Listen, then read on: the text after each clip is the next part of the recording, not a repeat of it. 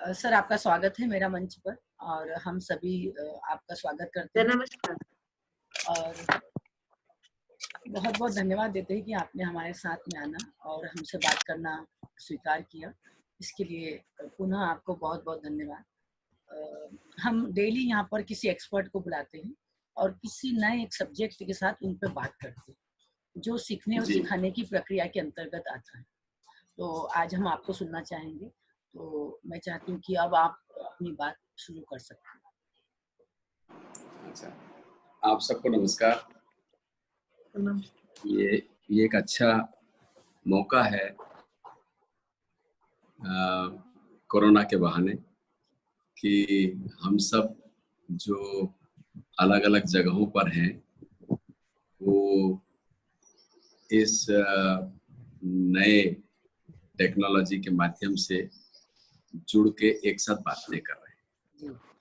एक अच्छी बात है, ये पॉजिटिव थिंग है और मैं समझता हूँ कि ये ऐसा नहीं होता शायद जो कोरोना नहीं होता। जी, बिल्कुल। तो ये कोरोना के जो पॉजिटिव रूप है, उसमें से मैं इसको एक मानता हूँ।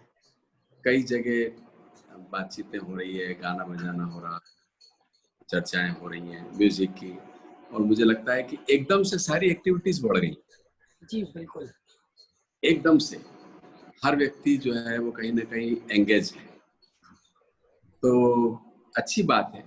लोगों को कहने सुनने का मौका मिल रहा है, सुनने वाले सुन भी रहे हैं, कहने वाले कह भी रहे हैं, करने वाले कर रहे हैं, तो ये एक अच्छी बात है।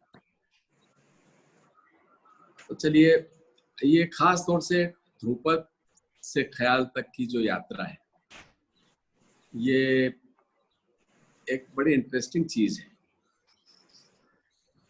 इसके बारे में आप लोगों से, खास तौर से जो यूनिवर्सिटी के जो विद्यार्थी हैं, जो पढ़ने लिखने वाले हैं, उनके लिए मैं समझता हूँ ये बहुत जरूरी चीज है कि उनसे इस संबंध में बात की जाए।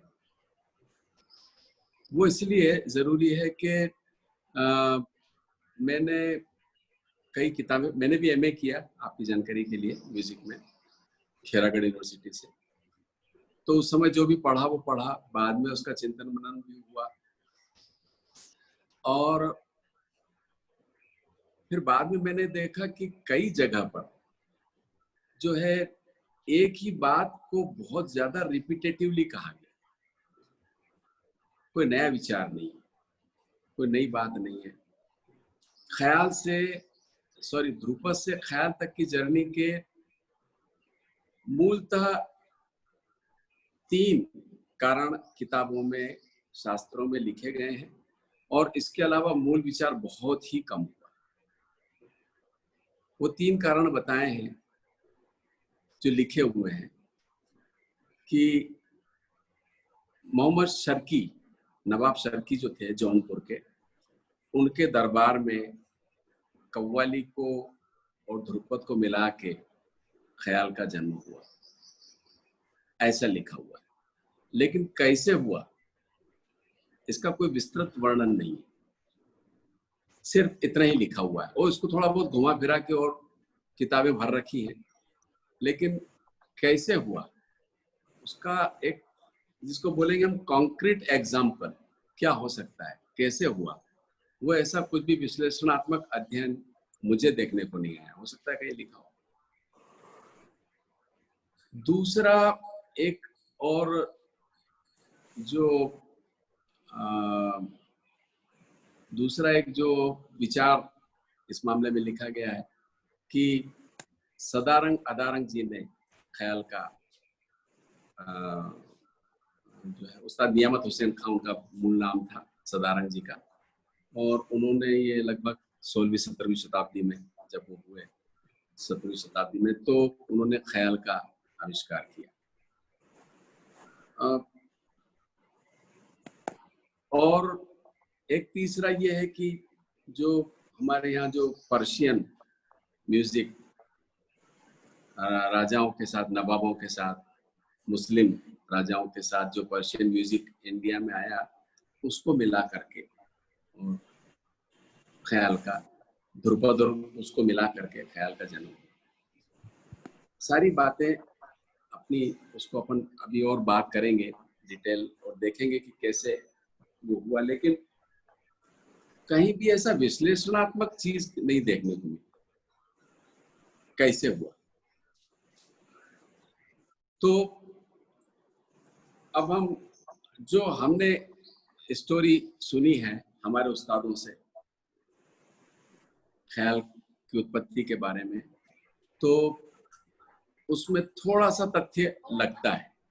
वो ये लगता है कि उस्ताद नियामत हुसैन खान साहब सदारंग और अदारंग, सदारंग भाई नहीं थे, ये बात आप ध्यान रख लें कि दोनों भाई नहीं थे। नाम जिस ढंग से लिया जाता है ना सदारंग अदारंग, लेकिन दोनों भाई नहीं थे, चाचा भतीजे थे या कुछ दूर का रिश्ता था उनका। तो सदारंग जी के समय में वो सदारंग जी जो है वो ध्रुपद गाते थे, और ध्रुपद गाने क्या हुआ कि जब वो दरबार में, राजाओं के दरबार में वो दरबारी गायक थे, तो राजा ने कहा कि भाई ये जो गाना है आपका ध्रुपद, इसको जो है आप ये जितने भी यहाँ पर इंटरेस्टेड लोग हैं और भी दरबार में, उन सबको आप सिखाइए। तो पहले ऐसा होता था कि गाना बजाना परिवार में ही ज्यादा होता था, शागिर्दों को सिखाते थे, लेकिन उसके बावजूद भी जो असल तालीम होती थी वो घर के लोगों को ही दी जाती थी। एक उसके उसके दो शब्द भी प्रचलित थे, आम तालीम और खास तालीम।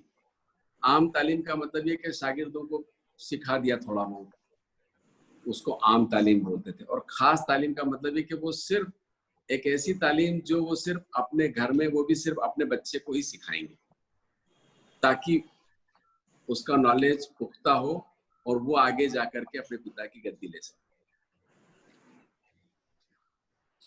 तो जब सदारंग जी को ये कहा गया तो उनको ये बात नागवार गुजरी। उन्होंने कहा कि ये हम ऐसे ये चाहे जो ध्रुपद सीखेगा तो कैसे काम चलेगा, लेकिन अब चूंकि राजा कह रहे हैं तो उसको नकार भी नहीं सकते। तो उन्होंने अपनी और निश्चित रूप से जीनियस तो थे, बुद्धिमान थे, तो उन्होंने क्या किया कि ध्रुपद को तोड़ मरोड़ के थोड़ा सा उसका स्ट्रक्चर परिवर्तन करके वो जितने भी सीखने वाले थे उनको सिखाया। तो ये एक शुरुआत थी ख्याल की, ऐसा माना जाता है। और ये ख्याल की शुरुआत उस समय, इसको बिगड़ा ध्रुपद बोलते हैं। इसका नाम, ख्याल का नाम एकदम से कभी भी ख्याल नहीं हुआ। लंगड़ा ध्रुपद और बिगड़ा ध्रुपद, अलग अलग जो जगह थी वहां पर अलग अलग ढंग से इसको बोला जाता था। तो कुछ जगह पर इसको लंगड़ा ध्रुपद बोलते थे और कुछ जगह पर बिगड़ा ध्रुपद। फिर बाद में जाहिर बात है कि इसमें अच्छे अच्छे पंडित और उस्ताद हुए और उन्होंने एक नई दृष्टि से इसको देखा और डेवलप किया। तो फिर इसका स्वरूप और बाद में बदलता गया और इसमें घरानों का विकास हुआ। तो एक ये थ्योरी है कि सदारंग अदारंग जी ने किस प्रकार से ध्रुपद को थोड़ा सा बदल करके उसमें नई क्रियाओं को मिला करके और एक थोड़ा अलग रूप उसको दे करके उन्होंने अपने दूसरे लोगों को, अपने घर से बाहर के दूसरे लोगों को सिखाया। इसमें थोड़ा सा मतलब एक कुछ जिसको बोलते हैं सत्यता या जेन्युइन चीज मालूम होती है कि हाँ ऐसा हो सकता है और ऐसा हुआ होगा। लेकिन मेरा ऐसा मानना है कि आज जितने भी ख्याल के घराने,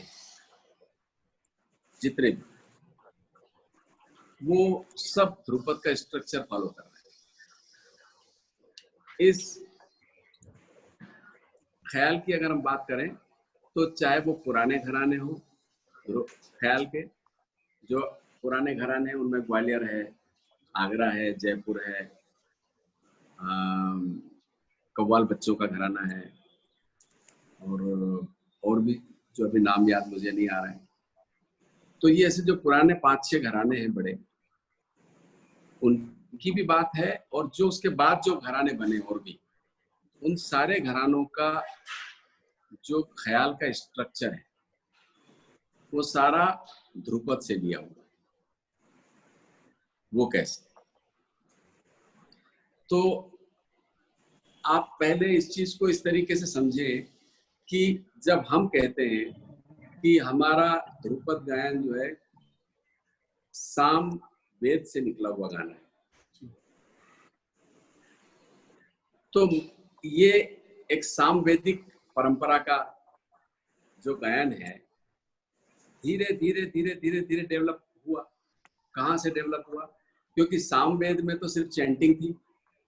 सामवेद, और एक बात और भी आप शायद जानते होंगे, नहीं जाने तो मैं बताना चाहूंगा कि सामवेद तक आते आते जो स्वरों का विकास था वो 7 स्वर हो चुके थे, सॉरी 9 स्वर हो चुके।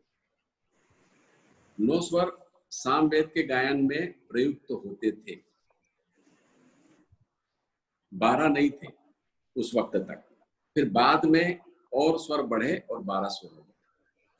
तो ये जो क्रमिक विकास है ध्रुपद का भी, वो धीरे धीरे धीरे धीरे उसमें क्रियाएं जोड़ती गई, और क्रियाएं ऐसी जुड़ी कि जो भक्ति रस को, मेडिटेशन को और एक आध्यात्मिक मूड वाली क्रियाओं ने मंदिर में इसके होने के कारण वहां जन्म लिया, और वो क्रियाएं इसमें जोड़ती गई, और धीरे धीरे आलाप का डेवलपमेंट, बंदिश के साथ आलाप का डेवलपमेंट। तो खैर अपन इस बात पर अपन पीछे बाद में जाएंगे, पहले अभी अपन यहाँ चल रहे थे कि सारे जो घराने हैं वो ध्रुपद का स्ट्रक्चर फॉलो करते हैं। ये बात थोड़ी सी मैंने वहां से, क्योंकि मैं पीछे जाकर के वापस इस चीज को जोड़ूंगा कि ध्रुपद किस ढंग से आज भी सामवेदिक परंपरा का निर्वाह कर रहा है, इस बात को मैं आगे जाके बताऊंगा। तो ये जो ख्याल है, ये जो ख्याल है, इसका स्ट्रक्चर अगर आप देखें किसी भी घराने का, तो आप देखेंगे कि पहले, अच्छा ये ख्याल में भी जो आप देखेंगे कि ख्याल, अब का ख्याल, अब का माने उस्ताद अमीर हुसैन खान साहब, अमीर खान साहब जो इंदौर के थे, जिन्होंने इंदौर घराना कायम किया, उस्ताद अमीर खान साहब, और उनके ही जो समकालीन उनके बुजुर्ग थे हालांकि, उस्ताद वहीद खान साहब किराने वाले, उनका अगर आप ख्याल देखेंगे तो इन्होंने ख्याल की जो लय थी उसको अति विलंबित कर दिया। इनके पहले किसी भी घराने में ख्याल इतना अति विलंबित लय में नहीं गाया जाता। ख्याल की जो असल लय थी पुरानी, वो थी मध्य विलंबित।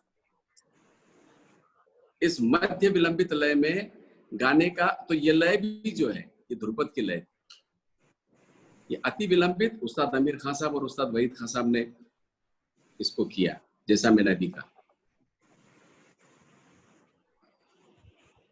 तो वो जो मध्य विलंबित लय में ख्याल गाते थे, तो जो पहले आप देखेंगे उसका स्ट्रक्चर, जैसा कि ग्वालियर घराने का या जयपुर घराने का आप गाना सुने, तो वो जो मध्य विलंबित लय है उसमें आलाप की गति, आलाप की जो गति है शुरू की 5-10 मिनट का आप आलाप देखेंगे, तो जिस स्टाइल में हम लोग यानी ध्रुपद में जैसे हम आलाप की बढ़त करते हैं, राग की बढ़त करते हैं आलाप से, उसी स्टाइल में ख्याल वाले लोग भी राग की बढ़त करते हैं। जाहिर बात है कि क्रियाएं अलग हैं, ध्रुपद की क्रियाएं अलग हो गई, ख्याल की क्रियाएं अलग हो गई, लेकिन स्ट्रक्चर उसका वही है। फिर आप देखेंगे कि 10 मिनट आलाप करने के बाद, विलंबित में आलाप करने के बाद ख्याल वाले जो हैं वो धीरे से लय को बढ़ाते हैं, वो धीरे से लय को बढ़ाते हैं और फिर उसके बाद उसमें काम शुरू करते हैं लय का। ये लय का जो काम शुरू होता है ये जोड़ अंग, ये जोड़ अंग जो है ये ध्रुपद की जोड़ है, जो ख्याल में एक 10 मिनट बाद वो लोग भी थोड़ी सी लय बढ़ा करके काम शुरू करते हैं। तो ये जोड़ है ख्याल में। और फिर पूरा उसका जोड़ अंग से गाना कंप्लीट हो जाने के बाद आप देखेंगे कि फिर वो तानबाजी पर आ जाते हैं ख्याल वाले। ये तानबाजी क्या है? ये हमारा जो झाला है या द्रुत है, द्रुत आलाप, ये वही तान का रूप आ गया ख्याल में। अब हुआ ये कि ख्याल ने अपनी अलग शक्ल अख्तियार की, और वो अलग शक्ल इस तरीके से अख्तियार की कि उन्होंने जबान को रोक दिया। ध्रुपद में जबान रुकती नहीं है आज भी। हम चाहे आलाप करें, चाहे जोड़ करें, चाहे झाला करें या बंदिश गाएं, कहीं भी हम जबान को रोकते नहीं है। लेकिन ख्याल में वो जबान रुक गई, क्रियाएं भी बदल गई और जबान को भी रोक दिया। जबान को कैसे रोक दिया? ये ऐसे ऐसे करके आकार में वो बढ़त करते हैं, और तान में तो एकदम ही आकार रोक के करते हैं, आकार की ही तान करते हैं और जबान को रोक के काम। जबकि हम जब करते हैं ते तारा नारी नारन, हमारी जबान बराबर कंटिन्यू चल रही है। ख्याल में वो जबान रुक गई, वो आकार से कर रहे हैं, क्रियाएं भी अलग हो गई, और इस वजह से इन दोनों के मूड में भी फर्क आ गया। गाने का जो अध्यात्म है वो भी बदल गया। तो मेरे कहने का मकसद ये है कि चाहे कोई भी घराना हो, आज भी वो ध्रुपद का स्ट्रक्चर फॉलो कर रहा है। ठीक है, ये एक बात हुई। दूसरी बात, अब आ जाइए आप ताल पर। एक ताल क्या है, त्रिताल क्या है, झपताल क्या है, रूपक क्या है, ये सब ध्रुपद की तालों का प्रतिरूप है जो तबले में बजाया गया। और इन तालों का प्रतिरूप, ये ताल जो हमारे यहाँ जो तीव्रा है वो वहां रूपक हो गया, हमारे यहाँ जो सादरा है वो वहां झपताल हो गया, हमारे यहाँ जो एक ताल है, हमारे यहाँ जो चौताल है वो एक ताल हो गया, हमारे यहाँ जो आदि ताल है वहां त्रिताला हो गया। नाम जरूर बदल दिए, लेकिन स्ट्रक्चर माने खंड विभाग भी वो क्यों वही है। तबले के बोल के हिसाब से उनके बोल थोड़े से बदल गए, बाकी खाली भरी और ताल का स्ट्रक्चर भी वही का वही है। तो ताल का स्ट्रक्चर ये पखावज के कारण आया, ये पूरा पखावज के कारण आया। तो ये चेंज आप देखेंगे कि ताल में भी जो पखावज की तालें थी वही तबले में या ख्याल में प्रयुक्त हुई प्रकारांतर से। अब आप लय को देखें।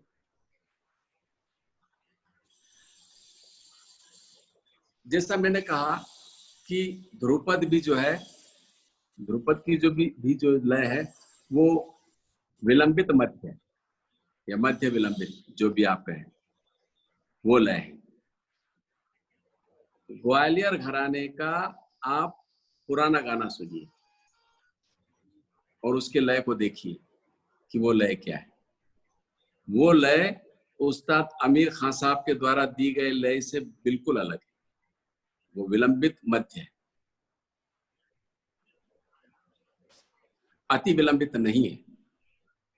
और इस विलंबित मध्य लय में ध्रुपद गाया जाता था, वही लय ख्याल ने अडॉप्ट किया। आप ग्वालियर घराने का उदाहरण सर्वश्रेष्ठ है इसके लिए। अब आप देखेंगे कि जो अलग अलग घराने ख्याल में बने, उन्होंने ध्रुपद की अलग अलग विशेषताओं को पकड़ के और उसको डेवलप किया, और बहुत अच्छे तरीके से, बहुत ही उसमें मतलब मैं कहूँगा बड़े एस्थेटिकली उसको डेवलप किया और एक घराने का निर्माण किया। उसके कारण एक स्टाइल बना और घराने का रूप बना। वो कैसे? ग्वालियर घराने को अगर आप देखें तो ये जो लय, जिस लय की मैं बात कर चुका हूं, इस लय में जब वो ख्याल गाते थे और उसके बाद आप देखेंगे कि उनकी आलाप शैली, राग को बढ़त करने का जो तरीका है वो आलाप पद्धति से पर ज्यादा है। यानी वो आलाप प्रधान गायकी, उस जैसे जो ध्रुपद में जो आलाप है उसको उन्होंने ज्यादा आत्मसात किया है बजाय दूसरे घरानों, उस आलाप अंग को, और उन्होंने अपनी एक गायकी को डेवलप किया। ये ग्वालियर घराना है। अब आप जयपुर घराने को अगर देखें तो जो ध्रुपद की जो जोड़ अंग की गायकी, वही जोड़ अंग की गायकी आपको जयपुर घराने में दिखाई देती है। वही जोड़ अंग का गाना, वही लय, और उसी लय में, जोड़ अंग की लय में राग की बढ़त और उसके साथ खेलना, वो पूरा का पूरा आपको जयपुर घराने में दिखाई देता है। तो जयपुर घराने ने एक तरीके से ध्रुपद के जोड़ अंग को डेवलप करके एक स्टाइल कायम किया, तो जयपुर घराना बना।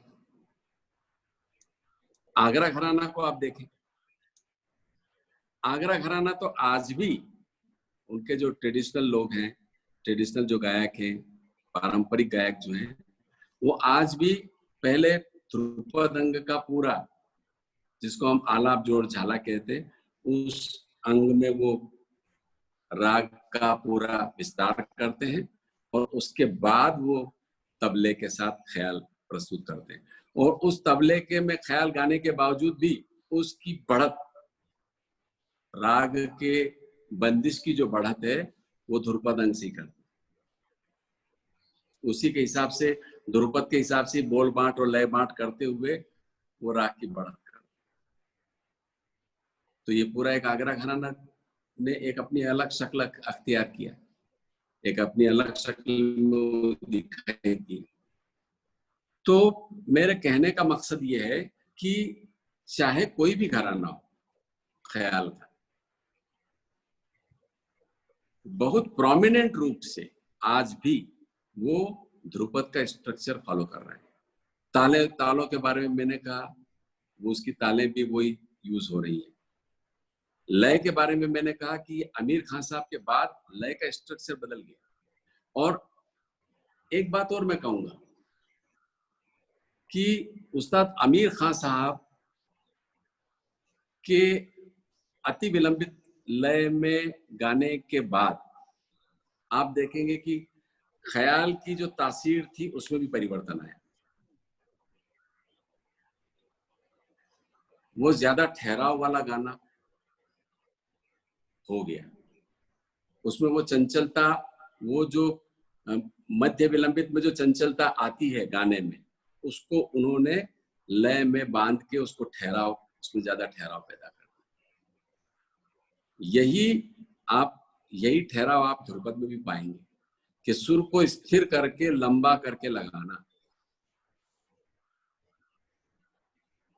एक जो मेडिटेटिव क्वालिटी जो सुर की जो ध्रुपद में आती है, लंबा लगाने के साथ, उसको स्थिर करके लगाने के साथ उसका जो प्रभाव आता है, वो आपको कुछ कुछ वहां भी दिखाई देता है। तो ये, मैं तो यही कहूंगा कि ये पॉजिटिविटी है एक तरीके से, कि जो उसका स्वरूप जो वहां नहीं मिल रहा था वो यहाँ लाने की कोशिश की गई।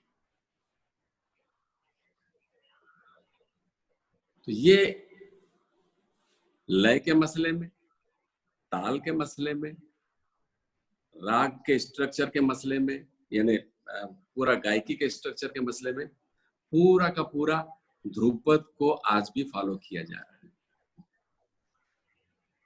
क्रियाएं अलग हुई है। अब क्रियाएं कैसे अलग हुई? जैसा मैंने कहा कि हम लोग जब ध्रुपद गाते हैं तो हमारी जबान, किसी भी घराने का ध्रुपद हो, चाहे दरभंगा घराने का हो या डागर घराने का हो या किसी और घराने का हो, आप सबकी जबान बराबर कंटिन्यू चलती हुई पाएंगे। जब भी वो आलाप करेंगे तो आ रहना ना देता रहना, सबके अपने अपने घरानों के वो अलग अलग उसूल हैं, लेकिन जबान जरूर पैलेट से टच होती हुई मिलेगी आपको। ये पैलेट से टच होने वाली जो स्थिति है, ये स्ट्रक्चर है चैंटिंग का। जो वेदों में से जो वेदों की जो चैंटिंग होती थी, सामवेद की जो चैंटिंग करते थे, और वहां जो बराबर रा रा रा रा रा रा रा रा रा रा रा इस तरीके से जो वेदों की चैंटिंग होती है, ये हम भी आ रा ना रा ना ना ते ता रा, ये हमारी भी जबान बराबर चलती है। ये फॉलोइंग वहां से।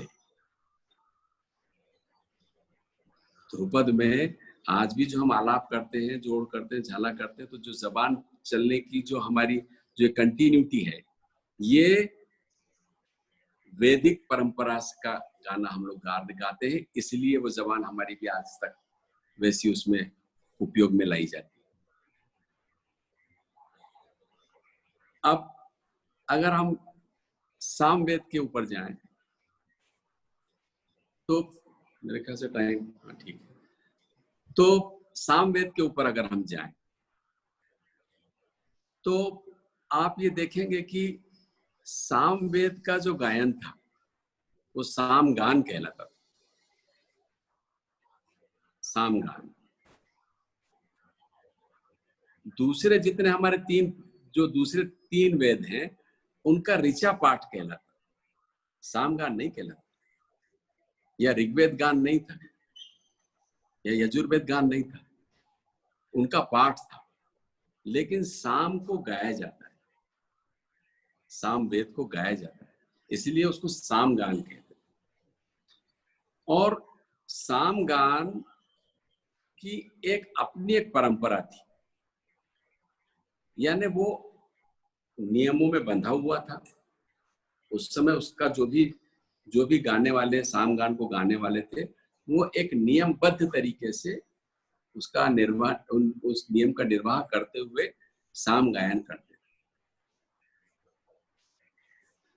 अब हुआ ये कि देखिए, क्रिएटिविटी तो हर जमाने में होती है।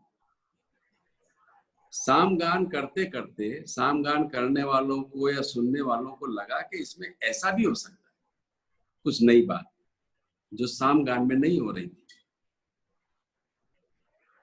तो जब वो क्रियाएं करके किसी ने सुनाया तो उन्होंने कहा नहीं, ये तो सामगान नहीं है, ये कुछ अलग क्रियाएं हैं जो सामगान में नहीं हुई। तो उन्होंने उसका निषेध किया, सामगान वालों ने, कि नहीं, ये सामगान में होता नहीं। लेकिन चूंकि एक म्यूजिकल चीज थी, नई चीज थी और अच्छी भी थी, तो उसने एक अलग स्वरूप लिया, उसको कहा गांधर्व गान। उन्होंने कहा नहीं, ये सामगान नहीं, ये गांधर्व गान, तो उसको गांधर्व गान कहा। तो एक ये भी मान्यता है कि वहां गांधर्व गान से की उस परंपरा से ये ख्याल जो है ये डेवलप हुआ।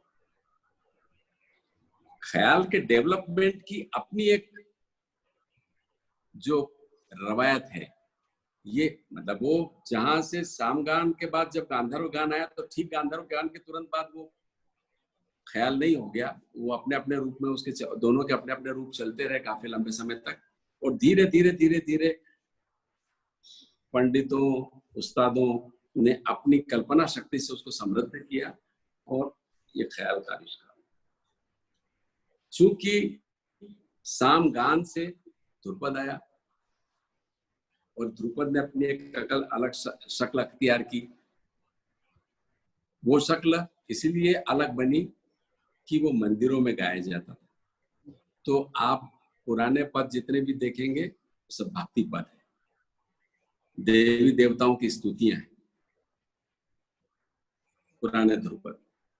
तो वो, और इसके बाद गाने राग की बढ़त में वैसी क्रियाएं ध्रुपद में इस्तेमाल हुई जो आपके चित्त को शांत करे, एकाग्र करे, वैसी क्रियाएं उसमें डेवलप हुई। तो जिसको हम कहेंगे मेडिटेटिव मूड, वो था ध्रुपद में, वो है अभी भी। तो ये एक फर्क है। अब एक और जो बात है वो ये है कि कुछ लोग ऐसा मानते हैं कि ध्रुपद और ख्याल का कोई लेना देना नहीं, ऐसा भी मानने वाले लोग हैं। एक विचार है, ठीक है। वो ये कहते हैं कि ख्याल जो है वो फोक म्यूजिक से आया है। तो फोक म्यूजिक को फॉर्मलाइज किया, उसको शास्त्रबद्ध किया, और उससे ये राग डेवलपमेंट हुआ, और उसकी एक अपनी एक स्टाइल बनी, और उसको ख्याल गायन कहने लगे। सर मैं माफी चाहूंगी, बीच में बोल रही हूँ जी। सर, वीडियो का समय जो है वो खत्म होने वाला है, तो ये वीडियो कट जाती है तो आप वापस से रिज्वाइन हो जाइएगा। अच्छा, ठीक है जी। जी, आखिरी 1 मिनट बचा है, तो एकदम से वीडियो कट जाएगी, इसलिए मैंने आपको बीच में रोक दिया। ठीक है। तो अब ये जो विचार है, अभी कहाँ कटा यार? कट गया क्या? नहीं कटा है कटेगा। हम काट के वापस आए? हाँ, ऐसा कर लीजिए, वैसे भी जस्ट कटने ही वाला है, तो वो हम ख्याल और लोक में बाद में बात कर लेंगे उसकी। सेम लिंक नंबर होगा। हाँ हाँ, सेम।